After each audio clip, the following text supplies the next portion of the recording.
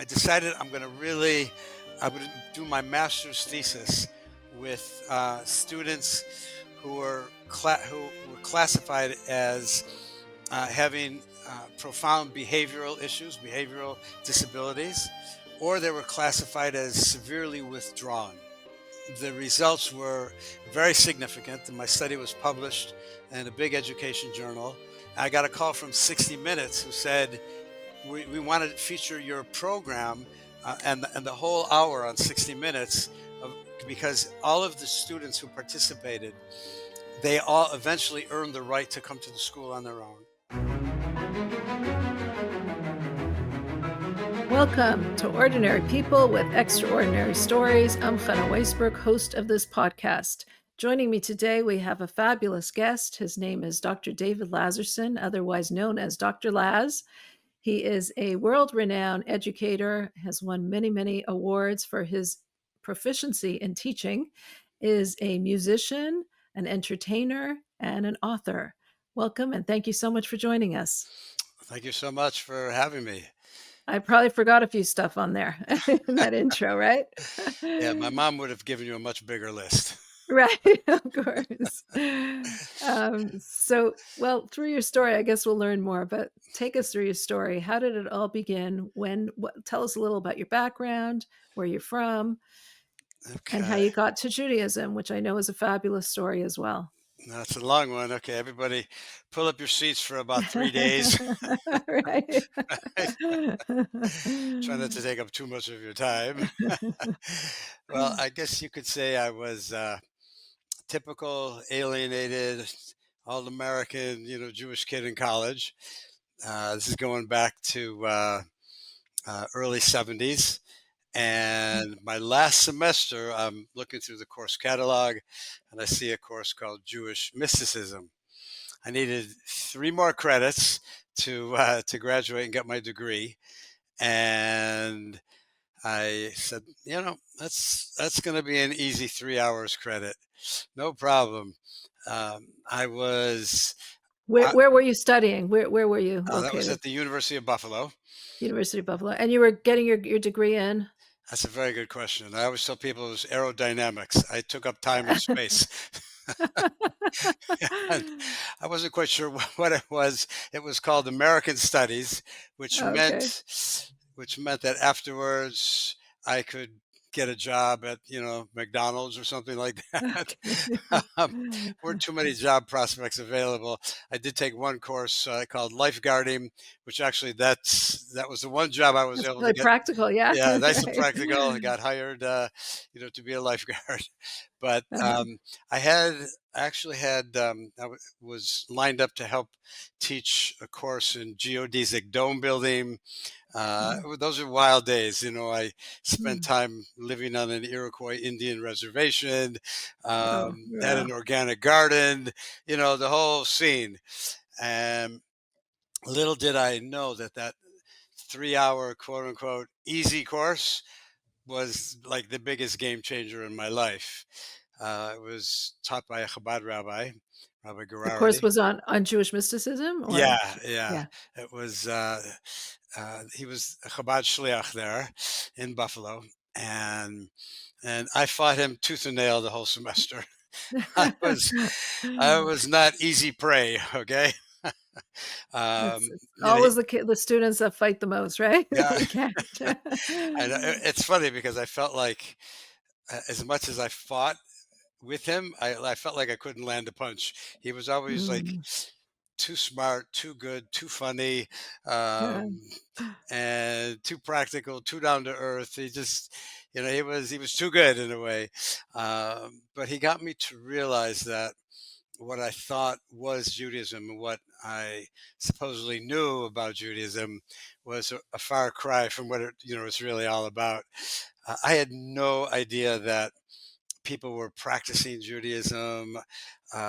People were keeping kosher. People were keeping Shabbos and the holidays.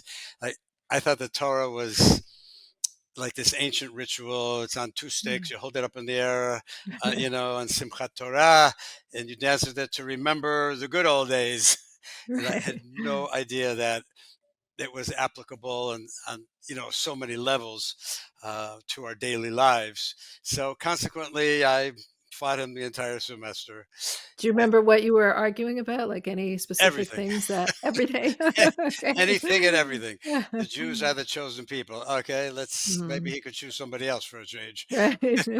After our history, okay, it's true. Right, We're still here. right. That can it can only be attributed to to God Almighty. Helping us out. But um, more than that, I just couldn't buy into that, Mhm, and that there is even then back that there's a notion that there is a God. Nah, I wasn't mhm, for that. mhm. I wasn't going for that one. It's a lot easier. Uh, to believe that there isn't a God who cares about us, who wants something from us, who somehow plays an active role in our lives. Right, If not, then we can do whatever the heck we want to do. right. Um, So did you believe in God at all, or it wasn't part of um, your my, day-to-day? I believe in spirituality, and Mhm, I wasn't quite sure how that translated, what the implications were of that. mhm, But I was searching. I was definitely mhm, searching. So I took a lot of different courses in philosophy and religion, and um, I.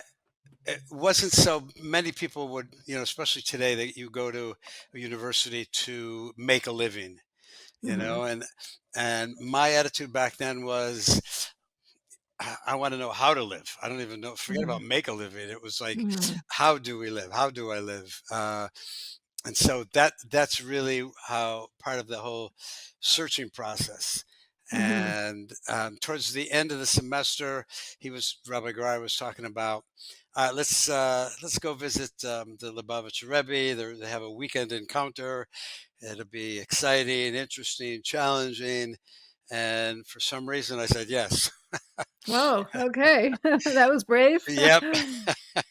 I thought, like, okay, let's why not get out of Buffalo a little bit? And it was pretty it was all of those things he said it was going to be: inspiring, challenging, um, uh, somewhat intimidating.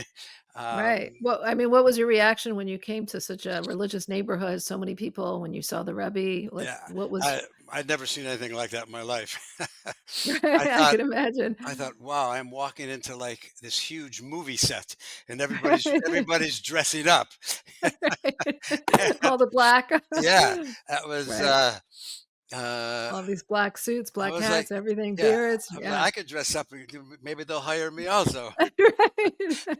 Make a little Right. money on the side. But, yeah, it was pretty. It was really very fascinating, and I somehow felt like really attracted and like a part of Mhm. it all, and somehow at the same time kind of distant. So I had Right. Well, these. I can understand why you'd feel distant. What attracted you to it? Um, I felt like I was sort of connecting with, I don't know, maybe connecting with my people in a way. Mhm. These were at least Jews who were like living it, Mhm. and not just like believing it. That's a nice thing. Okay, very nice. Let's hit the golf course, right? Right. Right. And not that I got anything against golfing. Um, Right. I happen to be a lousy golfer, but there was something about it that I felt that, wow, these are my peeps in a way, Right. and I like the fact that they weren't ashamed to be like so obviously blatant Jews out in public. Mhm. There was something that I admired about Mhm. that quality, Just and being who they are and just not caring yeah, to be who they yeah, are. just going about their lives, and it's sort of like, you don't like how I look, too bad, you know. Mhm. Mhm. And so I I had a like sort of an instant respect for that. Not that I was going to do that. Right. Uh, um, not that I was going to get into that, right? But, and then I had a pretty interesting encounter with the Rebbe at the Farbrengen, that first um, Shabbat, experience with seeing the Rebbe face to face and eye to eye. Um, we davened there Friday night, and I was very fascinated with that whole process. Uh, the Rebbe looked amazing, but how the sort of the Black Sea parted, right? The Rebbe came in and out. So I had, never seen anything like that. And so it was interesting because all of these people with long beards and everything, they all look like Moses to me, and yet they're all partying for somebody who I guess is Moses, in a Right. way. So it was very fascinating, and um, at the Fabrengen, it throughout my like like my last 2 years in college. So, and as I mentioned, this was my last semester taking this course with Rabbi Garari. Um, so I would, in those last 2 years, particularly my junior year and senior year, they would have like Indian gurus come in, quote unquote, Mm, perfect spiritual masters come in, and of different religions, and I would go check it out. Um, and each one was disappointing in its own way. But again, mm, I was searching, I was looking. I really believed that there was more to this world than let's accumulate the most toys, let's make the most money, and then, afterwards you leave this world, and well, that's it. You don't take that with you. Then what's the right, point of it all? right. Right. So was So how were these other gurus disappointing? one came from India. I hitchhiked from Buffalo to Antioch College, where my sister was going to college, and this supposedly spiritual master comes from India, and he starts talking about how many cars he owns, and Oh, I'm like, uh-huh, huh. And uh-huh, then at the end of his talk, he's talking about how we'll give you a mantra to chant, and you'll be able to connect to this deeper level of spirituality. And the only issue is you have to pay $100 for the mantra. mm, So I went up mhm. to him and I said, I have $12 to my name. I'm willing to give you my last $12. I want a mantra too. And he said, sorry, nothing I can do. I said, Oh, what do you mean? I'm giving you my last $12 that I owed, mm, and that's not good enough. And he said, no, it's $100. So I mm. was like, adios. You can hit the Right, road with your 12 cars. right, Is right. this is a guy who was like so not what he was portrayed to be. Mhm, And there I met other ones along the way. And I remember actually in before I had taken the course in Jewish mysticism. So I left the country for almost a year, and I got a mhm. year's credit at the university. I had to write a book about my travels, and Oh, wow. when I was in Eilat. So I met people, and we were talking, and they said, "Oh, you're looking for spirituality? Well, there's a guy who lives outside the city." Now, this was going back to 1971, so a Mm, lot was like a little rinky-dink town, right. um, and he lived outside the city, and he sleeps in a tent, and Mm, well, that's pretty cool. Let me go check this dude out. And he had a big cross in front of his tent. mhm. And so whenever I would meet these spiritual, quote unquote, spiritual leaders, especially the quote unquote perfect spiritual leaders, I would always get into a staring contest with them, Oh, like okay. lock eyeballs. Yeah. And like this one guy from India, he didn't pass the test. Another guy didn't pass the test, and this guy who was outside of Eilat in front of his tent, we locked eyeballs, and I kid you not, it went probably for an hour, Oh, and wow. neither one's given in. And then finally, after like an hour of this kind of nonsense, he went like this, and he looked away, and I was like, "All right, I'm out of here."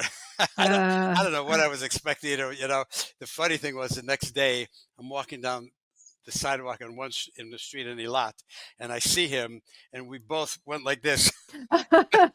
We are like, "No, we're not doing this again, no. right? This is not happening." Um, so, So and how did that differ from what your experiences in when you were at that first encounter in Crown Heights? so yeah, so we sat like right in front of the Rebbe, front and center, and I was like, All right, this is another spiritual leader. All right, man. All right, Rebbe, let's see what you got. And so I locked eyeballs with him.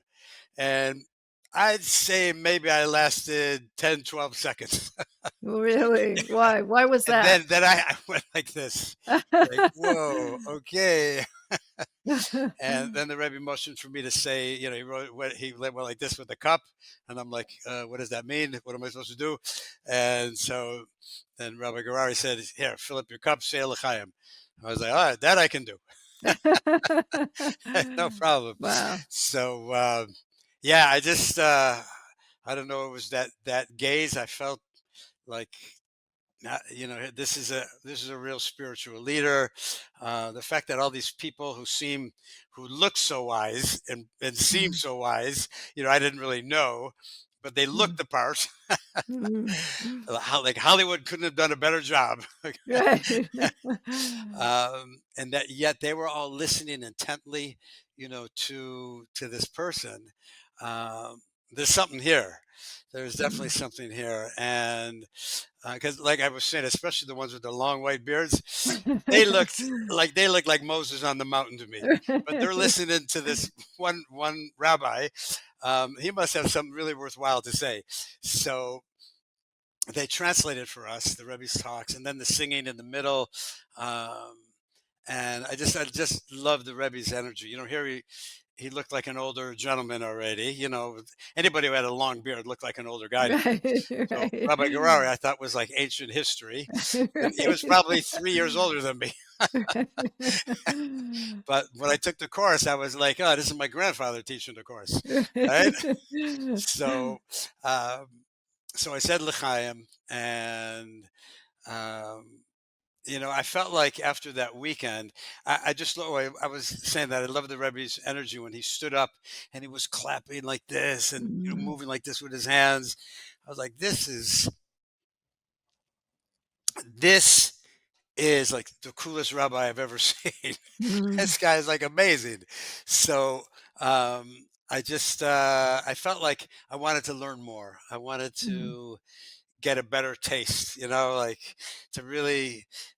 So emotionally, it was a great experience, but I felt like I wanted intellectually to Understand what was yeah, to going on. understand more and to dig in more into the situation.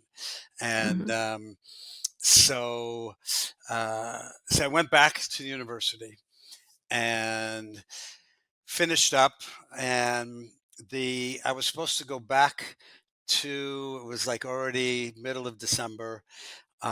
And this I was had this job lined up to teach about geodesic dome building, organic farming, and I was really torn. Do I just stay or do I go back for another one of these weekends? Well, it's only like 3 days, so why not? mhm, And but I was reading a book, and one of my other religion courses that I was taking by a Russian author, and there was a lot of Christian influence in the book. mhm, mhm, Um, I don't remember if it was Dostoevsky or one of these famous Russian authors, um, but I was really into it, mhm. and at the same time, conflict, because I felt like I was a little more Jewish now and sort of a little more into it, but not too much, you know. um, I will tell you that I think one thing that left a huge impression on me was Rabbi Garai invited a bunch of us from the class. He invited the whole class, but just a few people went to his house for Shabbat.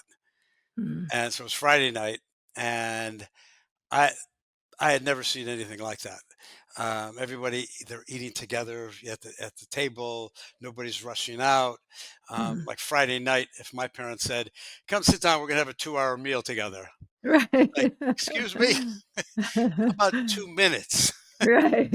That might be doable because Right. I'm out with my buddies, right? Right. There's a lot to be done on a Friday night in town, Sure. so I wasn't. Uh, I had never seen anything like that, and how Mhm. they were sitting down at the table together, and the parents are listening to the kids are listening to the parents, the kids are standing up on chairs and singing, and Mm. it's lebedik, it's fun, it's interesting, and they're singing songs at the Shabbat table. And so when I left there, even though I was still like had my long curly hair, went past my shoulders, Mhm. um, and playing all these like hippie type songs on the guitar, peace, love, and happiness, and all that kind of stuff. Right. But I thought to myself, wow, they got something that is really pretty amazing. Mm. And so I said to myself even back then, no matter what happens in my life, I want to do Shabbat. I want to Right. have I I want to have that for my family, because Right. I thought it was something very sweet. Now, I could do anything else I wanted. Mm. I sure as heck I'm not going to keep kosher. I'm not going to have Right. all these things about Shabbat. Don't drive and don't do this and don't do that, right? But I'll be But a just free. the meal, the Right. Friday night The meal meal, sounds yeah. great. Right. The meal we can do, the singing we can do, Right. that's beautiful, and I'll even listen to the kids, Right. right? And maybe they'll listen to me. I'm not so sure about that, but anyhow, so to me the interesting thing was, um, so Rabbi Garai was supposed to pick me up on the Friday morning. We were going to drive from Buffalo to New York for this weekend, a second weekend Pagisha, weekend encounter, and then I was actually going to go to the yeshiva in Morristown for like 3 4 days. Oh, wow. That was Uh, brave. yeah, yeah, right. But that was to really understand things, right? To really Yeah, get just it. You to you were attached emotionally, you wanted to intellectually right, get it. right. I wanted, and even the Rabbi Garar's course was very fascinating, both intellectually and emotionally. Uh, Mhm. I wasn't really, ready to make any life changes per se. Mhm. Uh, Mhm. so I was in the middle of this book. I remember the layout of my bedroom back then in Buffalo. I'm reading in bed. I call him up because the Christian element of the book started to affect me. And Mhm. I called him up and I said, and really it was because of this book I wanted to read all night long. And I said to Mhm. him, Rabbi, don't pick me up tomorrow. I'm not going. And he tried to Mhm. convince me. I said, no, sir, I'm not going.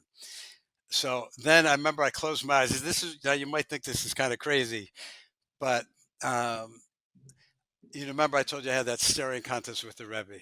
Mhm. Lost miserably. Right? I'd be embarrassed to tell my friends like how he did on that one. Like the other ones, I put them away. One, two, three, right? Well, one guy took an hour, but uh, so I closed my eyes to go to sleep, and all I saw was the Rebbe's eyes looking at me, even Mhm. with my eyes closed. Mhm. So I would kind of toss and turn. All right, pick up the phone and tell Rabbi Guerrari, all right, pick me up in the morning. Then I went back and forth. I call him back, don't pick me up. I call him, pick me up.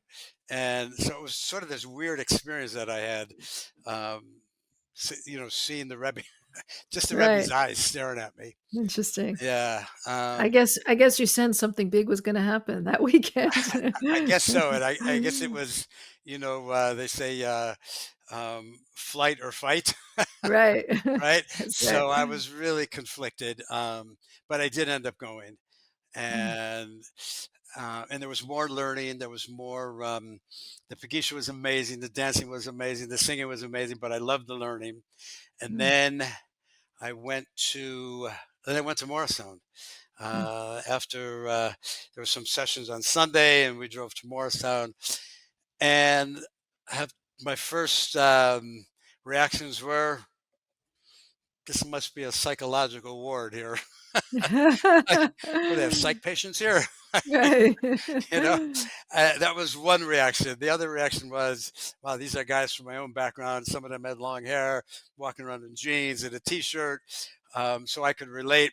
And there was a bunch of other guys, with beards and black hats and stuff. And um, and so I started to learn, and we had special classes. It was with Rabbi Avrama Lipsker. Mhm. We learned some Talmud. The first time I really learned Talmud in my life. Mm. We learned some Hasidic philosophy. We learned some Tanya.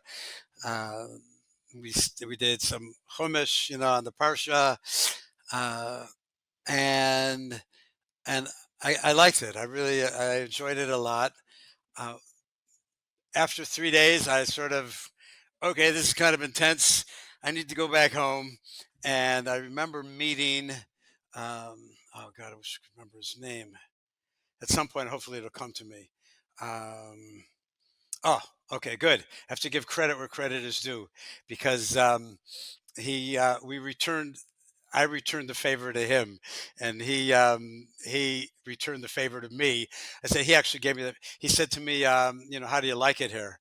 And I said, well, to be honest with you, I think I'm leaving tomorrow. Mm. I gave it a few days, and it's interesting and everything, but I got a cool job waiting for me back at home, uh, and change is hard, right? So I didn't want to these life changes were on the horizon, and I think I'm fine where I am. I had been Right. through like sort of the hippie yippie movement, been through the the drug movement. Mm. I had a roommate who was a dealer in college. Mm. He was a big part of legalizing marijuana. Um, if he's still alive, which I hope he is, he's probably like the happiest camper on the planet because there's so many places where it's totally legal now. Right. But so I got in and out of that on my own. It wasn't Mhm. like um, I needed religion as a crutch. I felt very confident in who I was Mhm. and where I was going in life. So You it didn't feel wasn't like you were missing anything. right. So that's why, in a way, it was. Um, I was very conflicted. I liked what I saw there. On the other hand, and I liked the people who I met, and I liked Rabbi Lipsker had a farbrengen with us, and I thought Rabbi Garari was a wild rabbi. This Rabbi Lipsker, oh my God, he made me look like I was like 190 years old, like in like the butterfly bird watching society. I mean, this guy jumped on the table. He was Uh, dancing with people. I'd never seen a rabbi like that, right. right? And yeah, so I believe it was Ephraim Lair, Oliver Shalom, who came up to me and said, "How do you like it here?" And I was like, "It's okay, but there's a lot of like strange characters here, so I think I'm leaving tomorrow." And he Mhm. said, just ignore the strange characters. There's a lot of good people here. 3 days is not enough to really taste it. That's like scratching the surface. And that's like putting a piece of a grape in your mouth, right? Yeah. At least put the whole grape. So he was like, you know what? Give it like 2 weeks. Give it Mm. 2 to 3 weeks. And so I did. And 3 weeks turned into 1, 2, 3 years. Wow. Wow. You just stayed and stayed. Yeah, I couldn't get enough. I was a very, as I mentioned, typical alienated college student, What and what was it that you found there? Like, what was it that you liked about it? What inspired you? I like I love the learning. Um, could could not get enough of the learning. And for me, like talking this, it was in college. If I learned 6 hours a week, that was like going to the dentist and having your molars pulled out without Novocaine. So Okay, why was this different? Like, what was it about the it was learning just that you liked? it's the coolest stuff in the world. um, to actually learn Talmud and to learn the Rebbe's Sichas talks and how the Rebbe always applied how it's so applicable in our daily lives. Things that Mm. like I never Thought of knew such existed, things. let alone Right. that not only it exists, but it's so relevant and so Mm. applicable to our daily lives. Mhm. Um, and I was still playing my guitar and still doing like these wild tunes. At which point Rabbi Lipsker said, "Hey, if you're going to play those tunes, go in the bathroom and play them." So the cool thing about playing them in the bathroom was it was this huge echo chamber. Right, of So, course. so I was like, okay, so that echoed through the whole building basically. But I brought in all these, wild Baal Tshuva guys, and Yeah. they'd be singing with me, and so it was interesting. He didn't tell me, stop playing, and in fact, I'm jumping ahead, but when I got married, Mhm. Um, he actually before that, he there was a wedding taking place at the yeshiva in Morristown, and he was like, "Does anybody play an instrument?" So at that Mhm. point, my main instrument was really drums and guitar. So there's another guy who played guitar, another guy played keyboard, and I said I play drums. And I remember Rebbe Lipsker saying to me, "You're here like a half a year, and you never told anybody you played drums." And I was like, I thought we had to leave that all behind. Right. I was like, I became like a real Fabrenter Balshuva. Let's put it that way. You Wow. know, Right. that's nonsense, stuyot, utter nonsense. Mm. We don't do that anymore, right? Now we focus, we learn, we get wild at Fabrengen. So I was also very attracted to.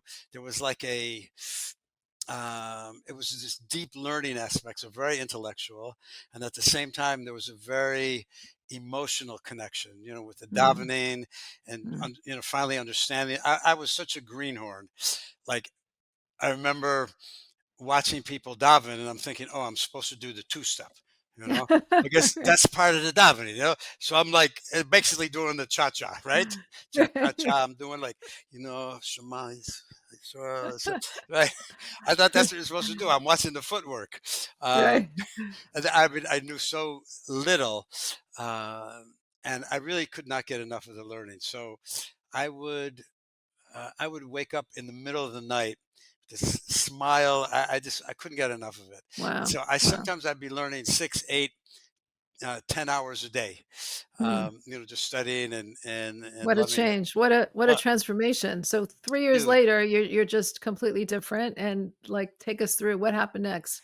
Well, at some point, You let's got married at then? well, I actually then, I remember I took a haircut. Okay. And at first it was like, yeah, it's pretty cool. And I was like, you idiot, why did you do that?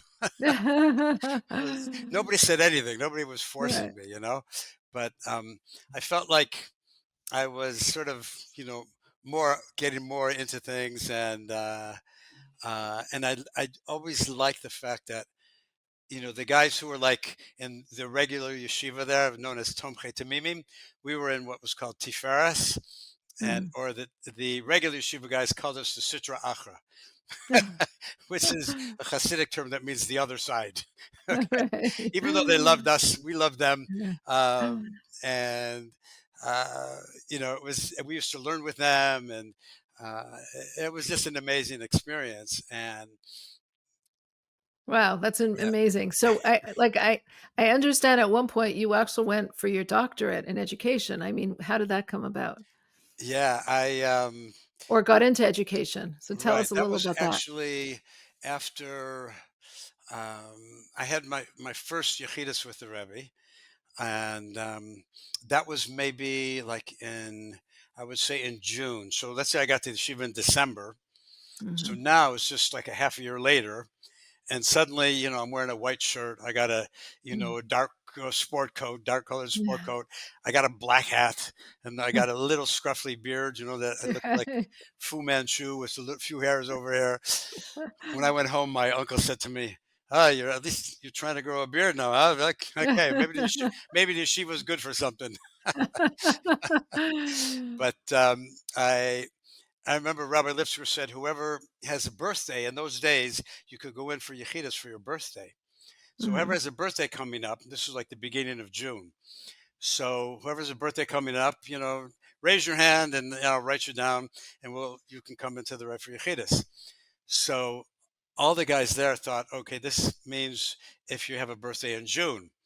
Mhm. So one by one, they went up to Rabbi Lipsker. When's your birthday? We sometimes some of us had to look up when our Hebrew birthday was. We had the calendar, and he says, "When's your birthday?" I said, "It's in the middle of August."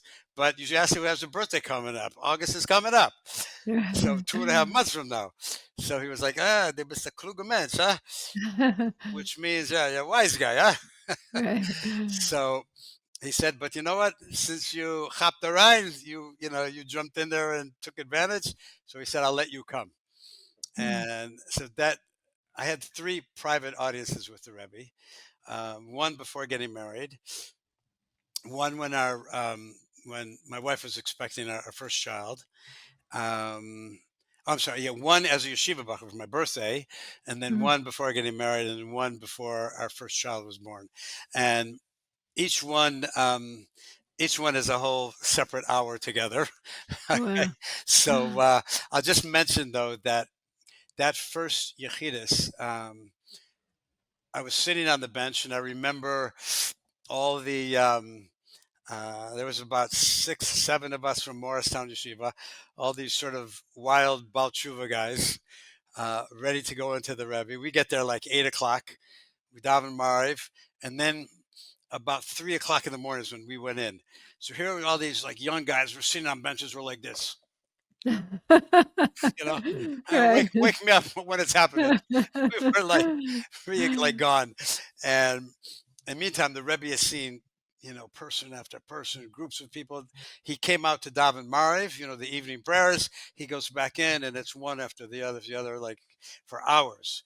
And as a somebody in the field of education, so I have my doctorates in research and evaluation and special education and education psychology, and so I've had a private practice where I would do assessment, Mhm. okay, and evaluations. And all I can tell you is I could not do more than two in one evening. Because first they Mm. come in and you meet with them and then Right. you hear the whole song and dance, and it's exhausting. For And so, sure. right? And I would usually do it just one because, Mhm. right? So can you imagine here the Rebbe sitting there listening to people pour out their hearts?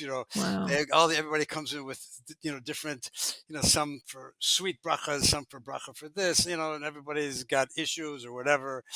Um, all night long for hours and hours. So, I learned to have an amazing appreciation for what like stamina and, I don't know how the Rebbe ever did that. Wow. Boggles my mind to this day. Yeah, And it's anyhow, amazing. before Yechidus, I'm sitting there. My first question was asking the Rebbe, what does he think about me getting married? And I wanted to marry young, because I wanted to have my kids when being young, and my parents married young, and so my father, we'd play ball with us. We'd go places, and it was a young, vibrant Mhm. father, and my mom, young, vibrant mother for me. And I had another friend he'd come up from school, and his father, would be like in a rocking chair, like smoking a pipe Mhm. kind of deal, Right. right? Right. And so I didn't want that at all. But about 15 minutes, I see the crowd standing out, and I realize we're going last. Um, I'm sitting on a bench in front of the Rebbe's office, and I'm like, you know what? I'm not going to look like an idiot in front of the Rebbe. So I ripped up that paper and I wrote a new paper. And and the protocol is you write your questions or your ask for brachas on a piece of paper, so you don't get in there and you go, say to the Rebbe, like Right. you're tripping over your tongue, right? Right. So it's all sort of on the paper. Anyhow, I threw out that paper. I wrote a new paper, and I took out that question about getting married. But my handwriting is really bad. People after I got my PhD, they were like, "Okay, now we understand because you have really doctor's chicken scratch for writing, right?" So uh, now I give my letter to the Rebbe, and when I walked in, I noticed the Rebbe opened up his desk drawer. He's sort of doing busy work at his desk. He didn't want to look up and like sort of make me nervous because I was already kind of nervous. I give the Rebbe the letter. He's reading my letter. He looks on the back of the letter for a few seconds, which was blank, and I'm like, "Oh, there are all my kavanas. I think I'll leave now." Um, they're all my kabbalists, like your intentions, Tensions. right? Um, anyhow, the Rebbe, my first verbal interaction with the Rebbe was I looked like I was probably 15 years old at the time with my three hairs in my chin.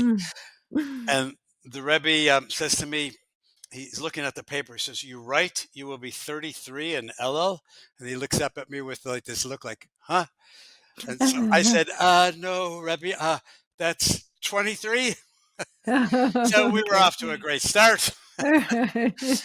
And then the Rebbe answered one question that I had, and the Rebbe put down the piece of paper, and he said to me, "What do you think about a shidduch?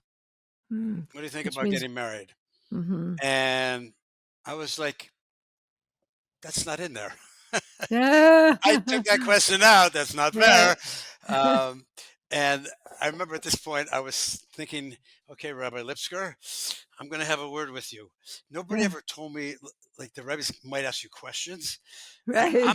I'm not prepared for this, right? I'm Right. like about you with 6 months, in the business. And my naive attitude was the Rebbe's going to look at it and say, Amen, Amen, Amen. Right. Okay, get the heck out of here. Right. Done. Next Right. case.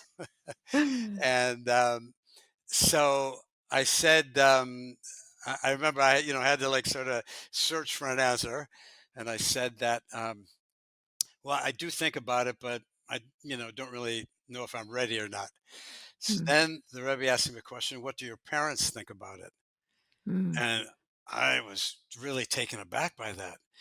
I was sort of like, I don't care what my parents think about it, right? Why should you? That was Right. going through my mind. But the Rebbe does care about these things, and did.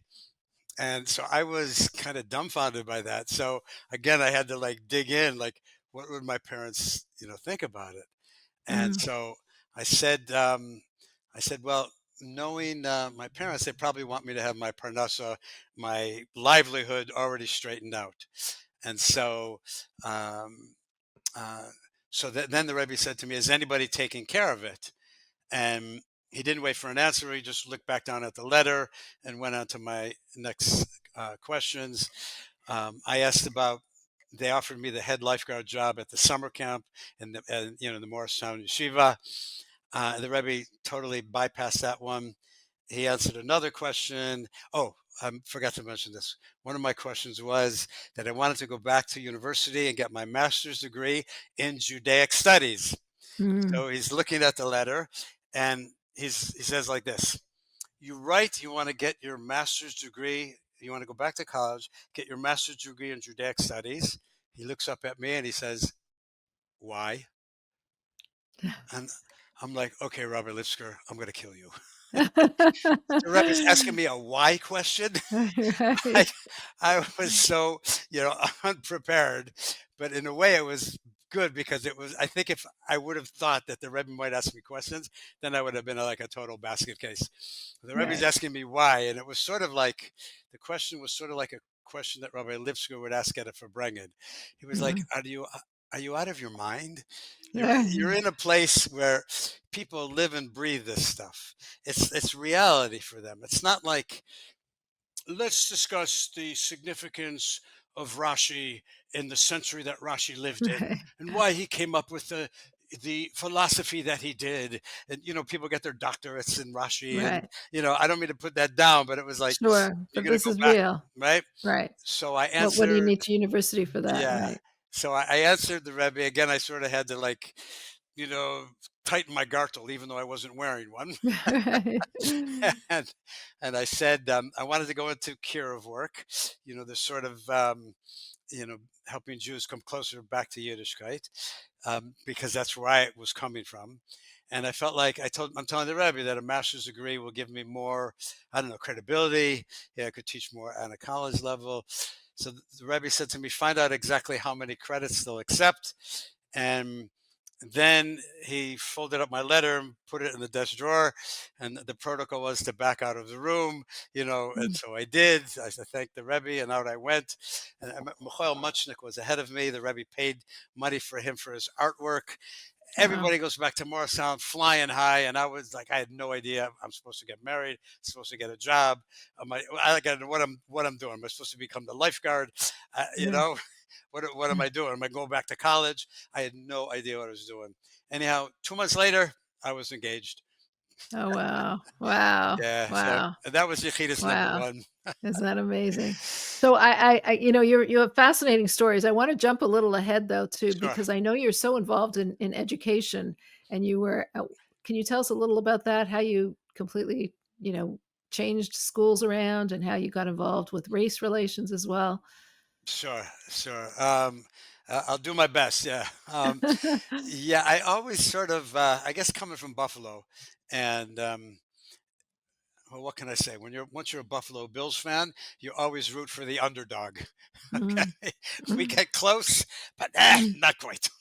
Right. So and the crazy thing is that every year, we, don't worry about it. We're going to win the Super Bowl next year. So the Buffalo Bills fans are ma'aminim b'nei ma'aminim because Mhm. we always believe it. Believers, Right. sons of believers.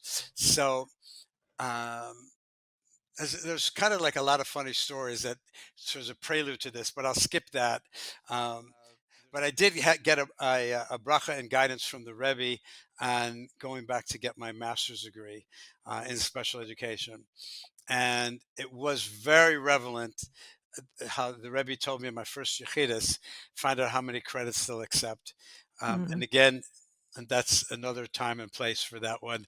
Um, but anyhow, I saw that, and I actually forgot to mention this before. I think one of the reasons why I got into the learning so much was the system of learning in the yeshiva, which is the Mhm. chavruso method of learning. So it wasn't like every one of my classes was a teacher getting up there, yakking away 45 minutes, an hour. And if you were in an honor society class in high school, oh my God, you're Mm. sitting there for like an hour and a half, taking Right. notes and just listening to one person yak away minute after minute. Um, and I will tell you, quite frankly, that one of my biggest strengths is having ADHD. They didn't Mm. have classes for people who had ADHD when I went to high school. Right. Baruch Hashem for that. I got kicked out of a lot of classes. I, I, I became, I learned patience because I would just look at the clock like, oh, can you move Wow. a little Yeah. faster? Right, of course. And So hard. so I was so intrigued by the Chavruso system. So let's say we would learn in a Gemara class with Rabbi Lipsker, an hour class, fascinating learning. Then you learn for the next 2 hours with your Chavruso, somebody who has the same background as me, maybe a little more, maybe a little less. And then we go back and forth. We're learning, we're asking each other questions, we're digging into it more. I remember one time going up and asking the question to Rabbi Azdaba, who's a big Rav living in Crown Heights, and he used to teach in the yeshiva. And I asked Rabbi Azdaba a question, thinking that this is an absolutely brilliant question. It's going to so impress Rabbi Azdaba. And Rabbi Azdaba said to me, "Oh, this one is in the fifth section of Shulchan Aruch. And so you go Mm. look it up." And I was like, Mhm. wow, thank you, Robert. That's amazing. So I go to the library, I'm looking it up, and I see only four sections. Okay. I start asking people, where's the fifth section? And all the Baal Tshuvas, the guy's like, I don't know.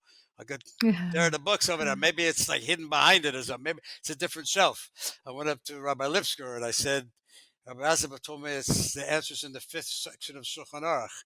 And he said to me, you know what the fifth section is? Common sense.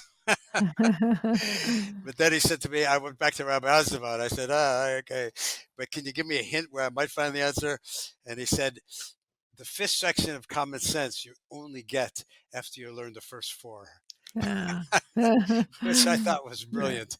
As people right, think they have common sense, but I remember my right. grandma, Aleha Shalom, she used to say, the only thing common about common sense is it's very uncommon, Yeah, that's true. right? That's Uh, true. so anyhow, I thought when I went to get my master's degree, I'm like, you know what? I'm going to test out the Chavruso system of learning with my tough inner city students from the inner city. Mm. I got my master's degree, and now I'm like a Jewish guy looking like this. I got my strings hanging up my side, my tzitzis hanging up my side.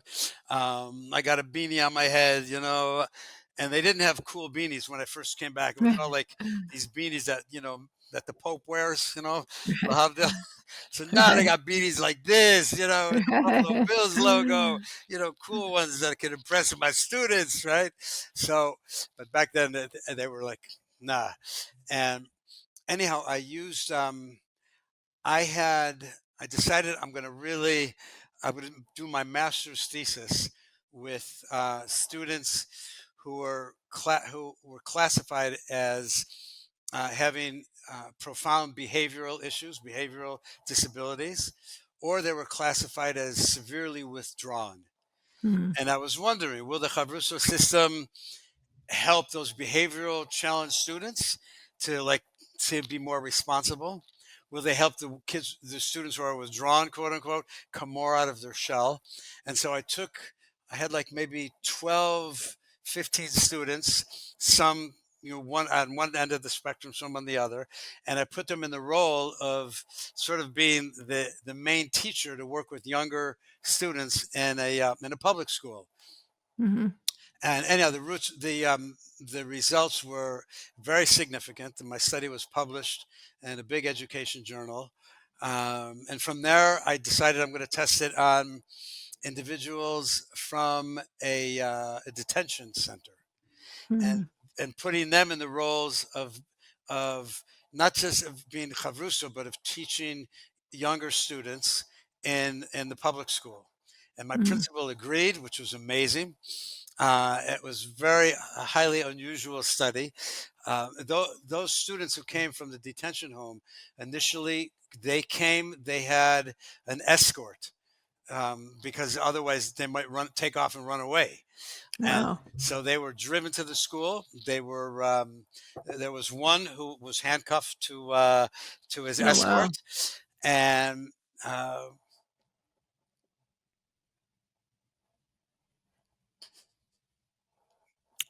just thinking out loud how what an amazing system the Chavruso system is, and how profoundly these students came around.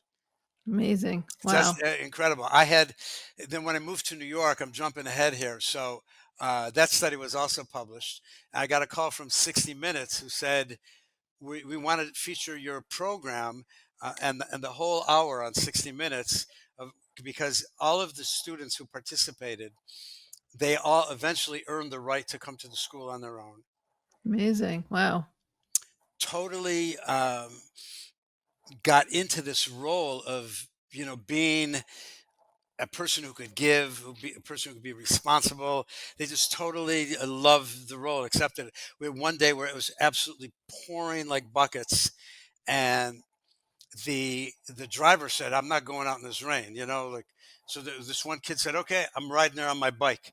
And he went out, and Wow. he came soaking wet. I remember we had to try to find a change of clothes for him, but that's how much they got into it. So Um, why is that? Because they were such active participants? Because they were giving over I themselves? I Like, think I it think wasn't so. just sitting and just, like, listening to someone Right, lecture? right. I think that's the beauty of the Chavrusa system of learning, that it puts you in the role of being an active learner. The Mm. responsibility of learning is on your shoulders, and Mm. you have to give it over. You have to learn it well enough to give it over, and you have to try.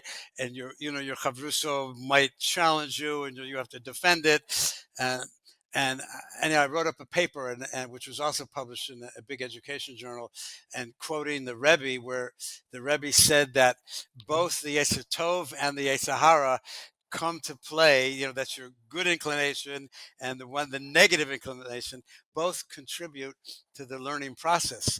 Your Chaver Mm. says something that is like so brilliant and so absolutely holds water. Your Yetzer Hara is like, don't accept it at face value, challenge it.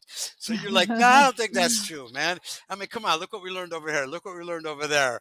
And then so what does it do? It helps you improve your learning. He Right. says something that might not sound so good, you try to defend him. So yeah, I think that makes sense. Look at what Rabbi Akiva says, look what Rabbi Tarfon says, Wow. so Wow. so the Rebbe explained that both parts of of your makeup, will really help to contribute to the learning. So I think it makes you, instead of being a passive observer, like the most of the learning in college is done passively. Mhm. And every yeshiva since time immemorial has learned the Chavrusa method.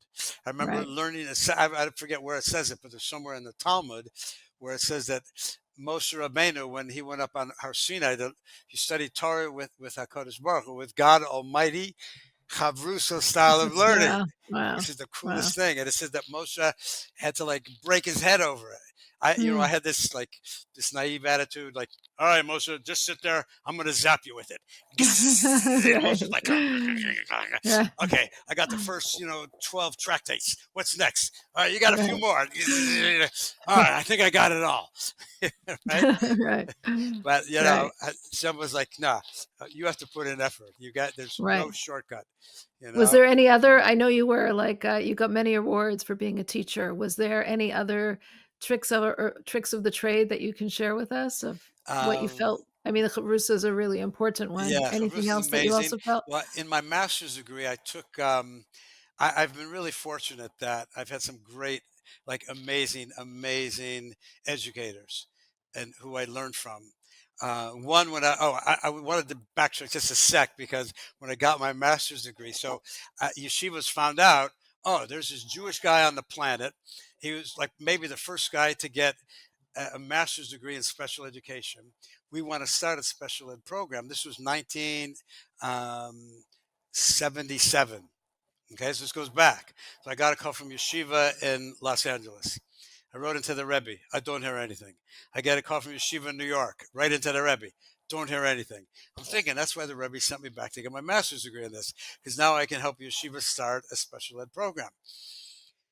Well, I get a call from yeshiva in Miami. Right into the Rebbe. Don't hear anything. I get an offer to teach at Dr. Martin Luther King Jr. Community School in Buffalo, New York. Like a jerk, I write into the Rebbe about it.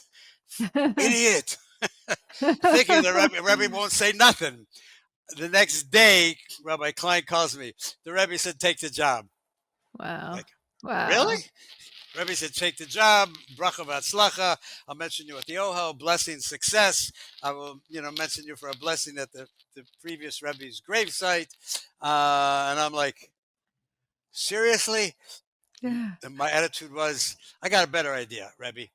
You take the job. I'll go in Brooklyn and sit and learn all day. Right. Okay? I'm not going to have yechidus like you do. Okay? They can write in and I'll send a little letter back, speak to your local rabbi. But my attitude was like, oh my God, for real? And so I took the job, and it was an incredible learning experience for me. So I wrote a book about it called Skull Caps and Switchblades. I remember presenting the Rebbe with that when I was in line, going for dollars one time. No, actually, it was for I believe it was for getting lekach, getting like Mm. cake before Yom Kippur, before Rosh Hashanah. And I gave the Rebbe my book, and the Rebbe said to me, he thanked me, and he said, "Zolzain the Gute Haskala. This is a good beginning." Wow. Um, I just learned so much. Can you share with us one thing that you learned? Well, I just learned from my students to be proud, Be be a proud. proud Jew. Because my principal challenged me because I was wearing like this gray cap on my head, and my principal came up to me and said to me, "What's with the hat?"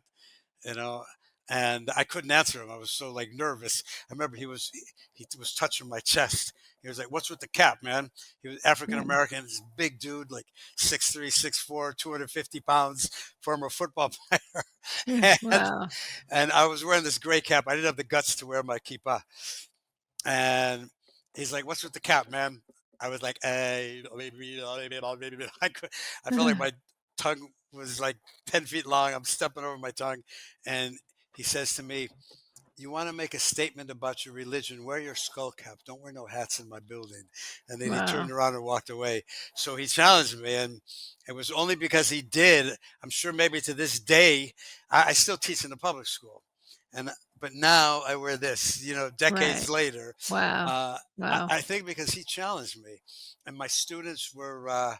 Had all these stereotypes in my head about, what it's going Mm. to be like teaching these tough inner city students.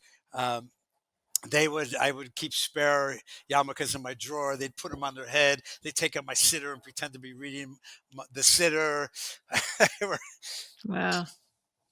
Wow. pretty wild. So from all your years of teaching, and you've had so many, all your awards that you've been given, can you give us some things that we should be knowing, some that educators should be knowing or parents should be knowing, some tips on Uh, what we should be doing, what we yeah, should be doing right or wrong? I can share a few. One is love your kid wherever they're at. I had one parent was one when I had my private practice, and one of the parents said, my kid is like 14 years old. He's reading on a fourth grade level. What should I do? And I said to the parent, I think you should get down on your hands and knees and kiss his feet. Mhm. He's reading Hebrew on a fourth grade level. He's reading Rashi. I didn't do that till I was 22. I mean, come on. And no, but he gets 30s and 40s on his Rashi test. Like, wow, he knows 30 and 40% of Rashi's. That's unbelievable. Rashi himself didn't know Rashi till he was 40 years old. Okay, so or however old he was, Rabbi Akiva at any rate, um, started at 40. So one is my big beef has been seeing, like I actually with the Rebbe's bracha, I started my own alternative yeshiva high school. That's again another story for another time. I Wow. had that for 7 years and I had no tests whatsoever. And I would Mhm. interview my students and say to them, do you need me to, do you need to take tests and get a B or an A or whatever? And do you need to show your parents that you got B's and A's on tests? And 99% would say, oh, heck no. Me and tests don't get along. I said, perfect. You're perfect for this program. Okay, Mhm. next case. And I would have people Right. who would say, no, oh yeah, I like tests. I need the tests. I don't give any. Okay, Right. there's no tests here. So you No have to think test. it over whether this is the program for you.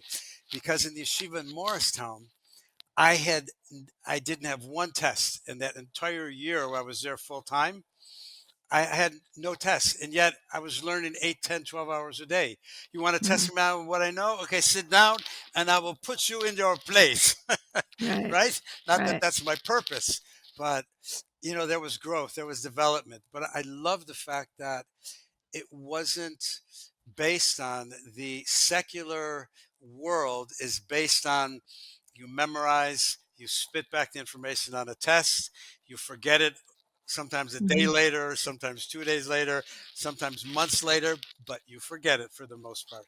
And the proof of the pudding is, you don't want to believe me, there was a program on TV that it was like something like you think you're smarter than a fifth grader because all Mm. these facts from fifth grade, social studies and science, now you put it like somebody who's in their 20s and 30s and ask them a question like, what are the four levels of the Earth's crust going downward? And they're like, huh? Well, there's Right. there's the Earth on top, um, and then there's Earth underneath, and then Right. there's rocks. Okay, next Right. case, but the fifth Right. graders know it. So Right. so I'm a big advocate on that there should be no tests in the Mm. Judaic subjects because what happens is a student then says, "Oh, what are my subjects? I take math, I take science, I take Rashi, I take social studies, I take Chumash, I take French foreign language, and then I also take Hebrew." And so everything suddenly is just a subject to get a grade in. Mm. Instead of a subject to get inspired in, instead of a Mm. subject to wow, I want to learn more, and so a lot of the yeshivas will graduate students who can learn Rashi, but they never want to open up a Rashi again. Like, why Mhm. is that? And Mhm. because we've created people maybe with the skills, but without the love of it, without the warmth of Mhm. it, without Mhm. and you go back in yeshivas prior to a few generations back, there were no tests, and the yeshivas, Right. the classes, there'd be like an older guy, with a long beard, and a younger student, and they'd learn together, and it was just learning for the sake of learning. So, Right. um, So, yeah, Dr. Laz, I mean, this interview is fascinating, and there's so many segments to your life and to your personality and to your achievements. What would you want our listeners to get from this conversation? What would you want them to take home? What message would you want to give about your amazing story? And we could spend another few hours on it, but we don't have yeah, that we time. have to But do what round two, okay? round two? Exactly, exactly. We'll do. That would be fascinating. But what would you like them to take home from your story? I think number one is whatever you're doing, do with love, do with energy, do with Lebendigkeit. Love your kids, love your students, respect them, help them to grow and teach by example.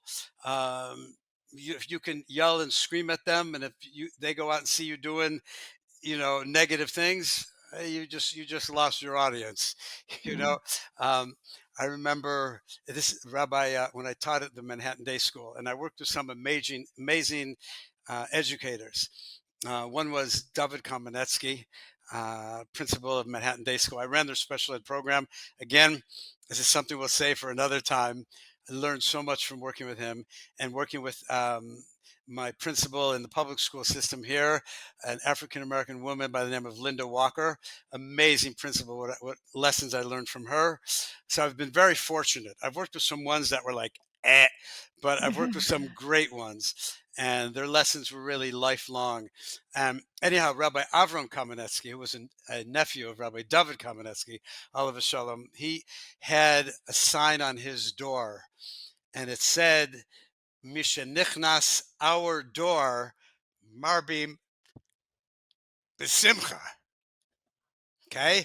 And so it's a play on the words, Misha Nechnas Adar. When you enter the month of Adar, Marbim Besimcha, increase in joy. And his sign was Misha Nechnas, our door. When you come into our door, Mhm. increase in joy. That's something I want every family to put on their door, and every educator to put on their door. You come in and you're in a bad mood, take it on your kids. You lost them for that time. And so you need, it says, "Ivdu es Hashem b'simcha." You have to serve Hashem Mhm. with joy. What are we on duty, like from 8 to 12, and then we're off duty? So that type of avoda, that type of being on duty. Uh, share this one quickie with you. Rabbi Lipsker, I was one time driving with him. We were going to a Farbrengen. We pull up next to a taxi cab, and the on duty light, the taxi driver switches and it goes off. Rabbi Lipsker starts hitting me in the arm. He says, "You see that? You see that, David? You see what happened?" And I'm like, "No." He says, Mhm. "That's what a lesson. What a lesson." He said, "The Baal Shem Tov taught everything you see, and here is a lesson." I'm like, "Great lesson. I know that he's off duty. He's going home. The guy probably worked all day." He says, "No, you idiot. You know what that means?" He said, a Jew's on duty light is on 24/7. Mhm. How? 24/7. That light is always on for us. And I hold that light is on for every person on the planet. The myth is that they think they can turn it off, but Right. that's just the myth. It's a So, beautiful so, message, and you so personify that. You see that on your face, you see that in your whole demeanor, so that happiness and joy of life I'll that you say bring to the amen to table. that bracha. Yeah. Thank you Thank you so so much. much for Thank being you. part of this and for sharing your life and your journey and your wisdom. Thank you. Can I quote you on that? I want a written copy. I'm going to show it. Hey, you see what somebody said about me? Wow, so much to that interview with Dr. Lazarson. We just could have gone on for another few hours had we had the time. So many parts of his life that we didn't even get into that I would love to have gotten into, but the time was just running away. I found it so fascinating to hear about his journey towards Judaism, how he looked at, the his first encounter in Crown Heights, his encounter with the Rebbe where he stared him down and he couldn't stare for longer than 12 seconds. That was all very interesting and very the way that he speaks about his journey with such joy and enthusiasm, which was really a part of what he said. We really need to educate our children to always have that joy. That was, I think, a central lesson from this whole talk because he really personifies that joy that we can live our lives with and the joy that he found in Judaism. It was an emotional connection, and an intellectual connection, but also a very joyous connection. And if we can give that over to our students or to our children, then we're doing something right. If you enjoyed watching this interview, I hope you are subscribed to Chabad.org/extraordinary. I'd love to hear which part of this you enjoyed and what you've taken home as your take-home message from it. We are available on all podcast platforms. You can find us there. Uh, Drop a comment. We'd love to hear from you. Thank you so much for watching and for being part of this extraordinary community.